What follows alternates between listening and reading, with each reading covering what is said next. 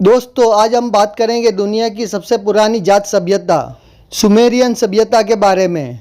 Sumerian सभ्यता की शुरुआत लगभग 4500 ईसा पूर्व में मेसोपोटामिया में हुई थी, जो आज का इराक है। इसे मानव इतिहास की सबसे प्रारंभिक और उन्नत सभ्यताओं में से एक माना जाता है। सुमेरियन लोग अपने लेखन प्रणाली क्यूनिफॉर्म के लिए प्रसिद्ध है, जो सबसे पुरानी जात लेखन प्रणाली है। उन्होंने मिट्टी के गोलियों पर लेखन किया, जिससे हमें उनके जीवन और संस्कृति के बारे में बहुत कुछ जानने को मिला है। उन्होंने कई शहर राज्य स्थापित किए, जैसे उड़, उरक और लगस। इन शहरों में विशाल मंदिर, जिसे जिगुरात कहा जाता है, बनाए गए थे। जिगुरात उस समय के धार्मिक और सामाजिक जीवन का केंद्र हुआ करते थे। सुमेरियन सभ्यता ने कृषि, गणित और खगोल विज्ञान में भी महत्वपूर्ण योगदान दिया है।